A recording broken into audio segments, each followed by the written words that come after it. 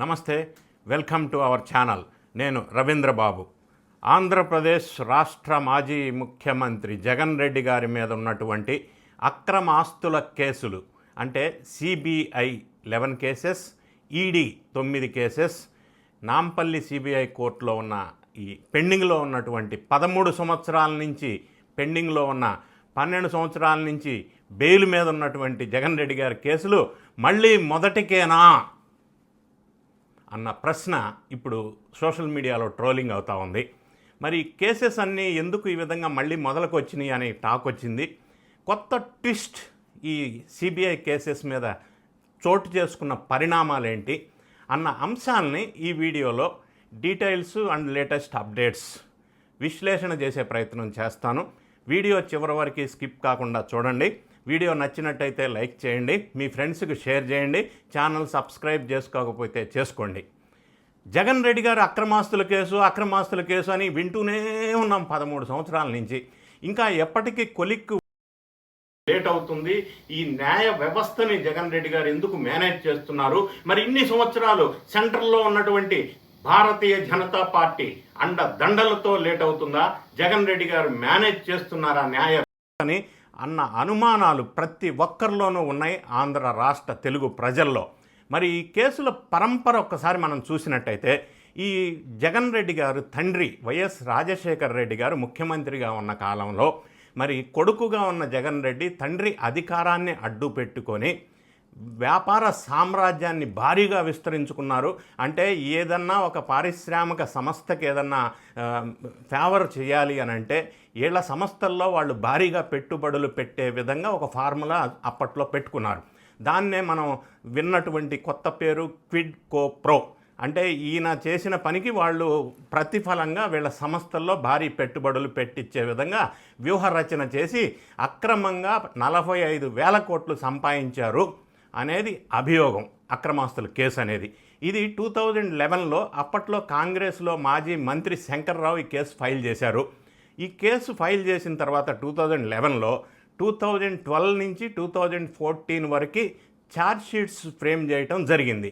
తర్వాత జగన్ రెడ్డి గారు ఈ కేసుల విషయంలో 16 నెలలు జైలు జీవితం గడపటం, తర్వాత ఆయన బయటకు వచ్చి బెయిల్ మీద కూడా 13 సంవత్సరాల నుంచి బయటే ఉన్నారు. కేసుల పురోగతి ముందుకు సాగకుండా తెలుగు సీరియల్లో సాగదీసినట్టు జీడి పాపంలాగా సాగుతూనే ఉంది, కానీ ముందుకి కదలట్లేదు. దీని వెనక జగన్ రెడ్డి గారు వ్యవస్థల్ని మరి పార్టీలని పెద్దల్ని మేనేజ్ చేశారనే టాకు బలంగా వినిపిస్తూ ఉంది. ఇప్పుడు ఈ కేసు పరంపర ఒక్కసారి మనం పరిశీలించినట్లయితే లేటెస్ట్ డెవలప్మెంట్స్, ఇప్పటి వరకు సిబిఐ కోర్టులో జడ్జిగా ఉన్నటువంటి రఘురామ్ అనే జడ్జి ట్రాన్స్ఫర్ అయ్యారు. ఎఫెక్ట్ ఫ్రమ్ 22 డిసెంబర్, అంటే ఈ రోజు నుంచి ఆయన ట్రాన్స్ఫర్ కాబడ్డారు. ఆయన స్థానంలో కొత్త జడ్జిగా పట్టాభి రామారావు అనే ఒక కొత్త జడ్జి జాయిన్ అవ్వబోతున్నారు. ఆయన joining date on or before 29 December. అయితే జగన్ రెడ్డి గారి అక్రమాస్తుల కేసు విషయంలో ఎందుకు ఇన్ని సంవత్సరాలు పడుతుంది? అదే ఒక సాధారణ నార్మల్ మనిషి అయితే ఈ కేసులు తేలకుండా ఇన్ని సంవత్సరాలు పడతాయా? మరి ఎక్కడ లోపం ఉంది అని మనం ఒక్కసారి విశ్లేషణ చేసినట్టయితే న్యాయ వ్యవస్థలో ఉన్నటువంటి లొసుగుల్ని ఆసరాగా తీసుకొని ఈ ఆర్థిక నేరస్తులు ఈ విధమైన డ్రాగ్ చేసుకుంటూ పోతున్నారు సంవత్సరాల తరబడి. నెక్స్ట్ క్వశ్చన్, ఎందుకు డ్రాగ్ చేస్తున్నారు అంటే ఈ కేసు కనుక విచారణకు వస్తే మరి ఈడీ ఎన్ఫోర్స్మెంట్ డైరెక్టరేట్ కేసెస్ మరీ ముఖ్యంగా ఒక్కసారి విచారణ మొదలైతే త్వరితగతిన విచారణ పూర్తవుతుంది, నంబర్ 1. నంబర్ 2, ఈ కేసుల నుంచి తప్పించుకోవటం అనేది చాలా కష్టం. ఎందుకంటే మిగతా కేసుకి ఎన్ఫోర్స్మెంట్ డైరెక్టరేట్ కేసెస్కి ఏంటంటే ఈ నిందితులు ఎవరైతే ఉన్నారో వాళ్ళు ప్రూవ్ చేసుకోవాలి ఇందులో నా పాత్ర లేదు అని. అది చాలా కష్టమైన విషయం, ఖచ్చితంగా శిక్ష పడే అవకాశం ఉంది. కాబట్టి దీన్ని ఒక కొలిక్కి రాకుండా సాగదీసే కార్యక్రమం జగన్ రెడ్డి గారు ఏదో ఒక విధంగా మేనేజ్ చేస్తూ వస్తున్నారనేది ఒక టాక్ వినిపిస్తూ ఉంది. ఈ కేసు లేట్ అవడానికి గల కారణాలు ఏంటంటే, 1, డిశ్చార్జ్ పిటిషన్స్ భారీగా నమోదు అవటం. అంటే ఈ కేసులో ఇప్పటి వరకు 130 డిశ్చార్జ్ పిటిషన్స్ వేపించారు జగన్ రెడ్డి గారు. డిశ్చార్జ్ పిటిషన్ అనగానే ఒక క్లారిటీ కోసం వీక్షకులకి, ఈ కేసులో మొత్తం ఒక 70 మంది నిందితులుగా ఉన్న అక్యూజ్డ్ డిఫరెంట్ పారిశ్రామిక సంస్థల నుంచి ఏదైతే లబ్ధి పొందారు అన్న ఆరోపణలు ఉన్నాయో for example Hindu projects, Ramky group, Penna cements, Hetero group, Aurobindo group, ఇటువంటి చాలా సంస్థల నుంచి ఈయన ఆర్థిక లబ్ధి పొందాడు అనేది ఈ కేసులో ఉన్న అక్యూజ్డ్ లిస్టులో వాళ్ళందరూ ఒక 70 మంది ఉన్నారు. సో వీళ్ళందరూ ఒక్కొక్కరు తర్వాత ఒక్కొక్కరు డిశ్చార్జ్ పిటిషన్ ఫైల్ చేశారు. డిశ్చార్జ్ పిటిషన్ అంటే ఏంటంటే, ఈ కేసులో నాకు సంబంధం లేదు, నాకు ఏమాత్రం సంబంధం లేని ఈ కేసులో నా పేరు పెట్టారు, నన్ను ఈ కేసు నుంచి విముక్తి చేయండి, నాకు ఏమాత్రం సంబంధం లేదని పిటిషన్ ఫైల్ చేస్తే దాన్ని డిశ్చార్జ్ పిటిషన్ అంటారు. అంటే కేసు నుంచి నన్ను డిశ్చార్జ్ చేయండి అని. అయితే జడ్జి గారు కేసు ప్రతివాదనలు విన్న తర్వాత సపోర్టింగ్ డాక్యుమెంటరీ ఎవిడెన్సెస్ అన్ని పూర్తి స్థాయిలో విచారణ చేసి పరిశీలించిన తర్వాత ఆ సదరు వ్యక్తికి, ఆ పేరుకి, ఈ కేసుకి సంబంధం లేదు అని ఒకవేళ ఆయన భావిస్తే ఆ పర్టికులర్ వ్యక్తిని ఈ కేసు నుంచి తీసివేస్తారు. అంటే కేసు నుంచి ఆయన పక్కకి తెస్తారు, ఆయన పేరు కొట్టేస్తారు. దాన్ని డిశ్చార్జ్ పిటిషన్స్ అని అంటారు. డిశ్చార్జ్ పిటిషన్స్ అన్ని విచారణ చేసిన తర్వాత కోర్టులో అస్సలు కేసు గురించి విచారణ స్టార్ట్ అవుతుంది. దాన్ని ట్రయల్ అంటారు. అంటే ఇప్పటివరకు జగన్ రెడ్డి గారి అక్రమాస్తుల కేసులో, సిబిఐ ఈడీ కేసుల్లో ఇంతవరకు ట్రయల్ స్టార్ట్ అవ్వలేదు. అంటే విచారణ ఇంతవరకు స్టార్ట్ అవ్వలేదు. ఎందుకంటే విచారణ స్టార్ట్ అవ్వాలంటే ముందు డిశ్చార్జ్ పిటిషన్స్ పూర్తి చేయాలి, క్లోజ్ చేయాలి. ఈ డిశ్చార్జ్ పిటిషన్స్ ఒకవేళ ఈ సిబిఐ కోర్టు వాళ్ళు కనుక తిరస్కరిస్తే మళ్ళీ సదరు పిటిషనరు హైకోర్టును ఆశ్రయించడం, అక్కడ కూడా మళ్ళీ క్లోజ్ అవ్వాలా. ఈ విధంగా డిశ్చార్జ్ పిటిషన్స్ అన్ని విచారణ చేసి క్లోజ్ అయిన తర్వాత మాత్రమే అసలు విచారణ ట్రయల్ స్టార్ట్ అవ్వాలి. అది స్టార్ట్ కాకుండా ఇన్ని సంవత్సరాల నుంచి మేనేజ్ చేసుకుంటూ ముందుకెళ్తా ఉన్నారు. ఒక కారణం. రెండో కారణం, ఈ కేసును విచారిస్తున్నటువంటి జడ్జెస్, ఇప్పటివరకు 6 జడ్జెస్ ట్రాన్స్ఫర్ అయిపోయారు. కేసు విచారణ జరుగుతున్న సందర్భంలో ఒక 5 మంది జడ్జెస్ రిటైర్ అయిపోయారు. ఇది ఒక కారణం, ప్రధానమైన ఆలస్యానికి మనం చెప్పుకోవచ్చు. అయితే ఎందుకు ట్రాన్స్ఫర్ అవుతున్నారు అనేది మనం ఒక్కసారి న్యాయ వ్యవస్థని నిందించలేము, కానీ విషయాన్ని మనం ఒకసారి ఆలోచన చేసినట్టయితే ఈ న్యాయస్థానంలో ఉన్నటువంటి జడ్జెస్ ట్రాన్స్ఫర్ కాకుండా ఈ కేసు పూర్తయ్యేంత వరకు కనుక ఉంచినట్టయితే కేసు ఒక కొలుపుకి వచ్చే అవకాశం ఉంది. ఇక్కడ ప్రధానమైన అంశం ఏంటంటే, ఒక జడ్జి డిశ్చార్జ్ పిటిషన్స్ అన్నిటినీ పరిశీలించి తీవ్రస్థాయిలో దాని మీద వాద ప్రతివాదనలు విని సాక్ష్యాధారాలని పూర్తిగా పరిశీలించి స్టడీ చేసి దాని మీద ఒక అవగాహన ఏర్పడిన తర్వాత డిశ్చార్జ్ పిటిషన్స్ అన్నీ ఏం చేయాలో ఒక డెసిషన్ తీసుకోవాలో, ఒక తీర్పును వెలువరించాలా. కానీ ఆ చివరి దశకు వచ్చిన వెంటనే ఆ జడ్జి ట్రాన్స్ఫర్ అయిపోవటం వల్ల ఇంకొక కొత్త జడ్జి ఎవరైతే వస్తారో వాళ్ళు అక్కడి నుంచి ముందుకెళ్ళరు. మొదల నుంచి మళ్ళీ రెడ్ వచ్చే మొదలెట్టే అన్నట్టుగా మొదల నుంచి మళ్ళీ డిశ్చార్జ్ పిటిషన్స్ బిగినింగ్ నుంచి మళ్ళీ పరిశీలించాలా, మళ్ళీ స్టడీ చేయాలా, వాద ప్రతివాదనలు వినాలా, ఆ తర్వాత మళ్ళీ జడ్జిమెంట్ ఇవ్వాలా. ఆ జడ్జిమెంట్ చివరికి వచ్చేసరికి మళ్ళీ ఈ జడ్జి ట్రాన్స్ఫర్ అయిపోవటం లేదా రిటైర్ అయిపోవటం. ఈ విధంగా రెడ్ వచ్చే మొదలెట్ట అని తెలుగులో సామెత ఉంటుంది. ఆ విధమైన పరిస్థితి ఉండటం వల్ల జడ్జెస్ మారటం అనేది ప్రధానమైన ఒక అడ్డంకి. అయితే నెక్స్ట్ క్వశ్చన్, మరి జడ్జెస్ని ఎవరు ట్రాన్స్ఫర్ చేపిస్తున్నారు?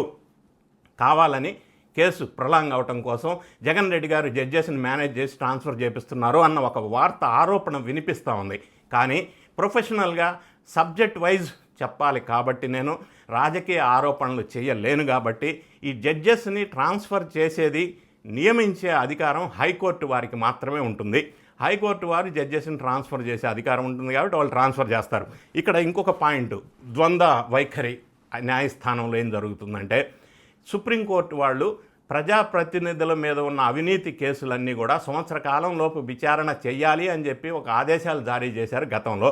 దానికి అనుగుణంగా భారతదేశంలో అన్ని రాష్ట్రాల హైకోర్టులకి అది వెళ్ళిన ఇన్స్ట్రక్షన్స్. అయితే దానికి అనుగుణంగా తెలంగాణ హైకోర్టు వాళ్ళు కూడా ఆ నాంపల్లిలో ఉన్న సిబిఐ కోర్టుకు కూడా ఈ ఆదేశాలు ఇచ్చారు. జగన్ రెడ్డి గారి మీద ఉన్న ప్రజాప్రతినిధుల మీద ఉన్న అవినీతి ఆరోపణలకు సంబంధించిన కేసులన్నీ కూడా 1 year లోపు త్వరితగతిన విచారణ చేయండి, స్పీడప్ చేయండి, కేసెస్ అన్నీ డిలే చేయొద్దు అని ఇన్స్ట్రక్షన్స్ ఇచ్చారు. ఒకసారి ఈ డిశ్చార్జ్ పిటిషన్స్ అన్నీ అయిపోయిన తర్వాత ట్రయల్ స్టార్ట్ అయితే 6 monthsలో ట్రయల్ క్లోజ్ చేయాలని కూడా ఒక ఇన్స్ట్రక్షన్ ఉంది. అయితే ఈ డిశ్చార్జ్ పిటిషన్స్ స్థాయిలోనే ఇది ఆగిపోవటం వల్ల ఈ జడ్జెస్ ట్రాన్స్ఫర్ చేస్తుంది మళ్ళీ హైకోర్టే, అదే హైకోర్టు మళ్ళీ ఆర్డర్స్ ఇచ్చింది త్వరితగతిన పూర్తి చేయమని. ఈ విధమైన న్యాయ వ్యవస్థలో ఉన్నటువంటి లోపాల లేకపోతే ఈ విధమైన విధానాల వల్ల మరి కోర్టులో ఇటువంటి కేసెస్ చాలా లేటుగా ఉండటం, దీని నుంచి ఈ జగన్ రెడ్డి లాంటి ఆర్థిక నేరస్తులు ఇన్ని సంవత్సరాల నుంచి బెయిల్ మీద ఉండటం అనేది న్యాయ వ్యవస్థ మీద నమ్మకం కోల్పోయే విధంగా ఉన్నటువంటి పరిణామంగా మనం పరిశీలించవచ్చు. అయితే జగన్ రెడ్డి గారు అక్రమాస్తుల కేసులు అని అనగానే నాకు గుర్తొచ్చింది, ఈయన అక్రమాస్తులు అంటున్నారు, ఈయన 45,000 కోట్లు లబ్ధి పొందారు అని అంటున్నారు. ఎట్లా పెరిగింది ఈయన ఇన్కమ్ అనేది నేను ఒకసారి స్టడీ చేసి చూస్తే మనకు అర్థమైంది ఏంటంటే 2004లో జగన్ రెడ్డి గారు సబ్మిట్ చేసిన అఫిడవిట్ అఫీషియల్ డేటా ప్రకారంగా ఆయన ఆస్తులు 1.7 crores. అదే 2009కి వచ్చేసరికి ఆయన ఆస్తులు 77 crores.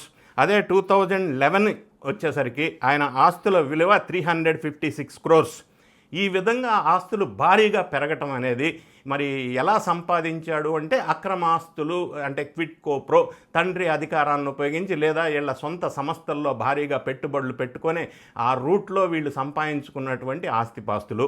మరి ఈ కేసు ముందుకెళ్లకుండా ఇప్పుడు పట్టాభి రామారావు గారు మరి జడ్జి గారు 29న వస్తారు. వచ్చిన తర్వాత ఆ జడ్జి గారు మళ్ళీ బిగినింగ్ నుంచి ఆ డిశ్చార్జ్ పిటిషన్ మళ్ళీ పరిశీలించాలా, ఆయన తీర్పు వెలువరించే టైంకి మళ్ళీ ట్రాన్స్ఫర్ అయితే మళ్ళీ కథ మొదలుకు వస్తూ ఉంది.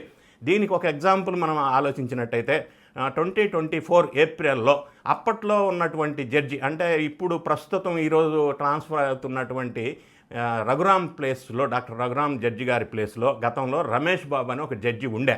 ఆయన 2024 ఏప్రిల్లో కేసులు డిశ్చార్జ్ పిటిషన్స్ మొత్తం స్టడీ చేసి ఇక తీర్పు వెలువరించటమే తరువాయి, అంటే జడ్జిమెంట్ రిజర్వ్డ్ ఫర్ జడ్జిమెంట్ ఆ స్థాయికి వచ్చేసారు ఆయన.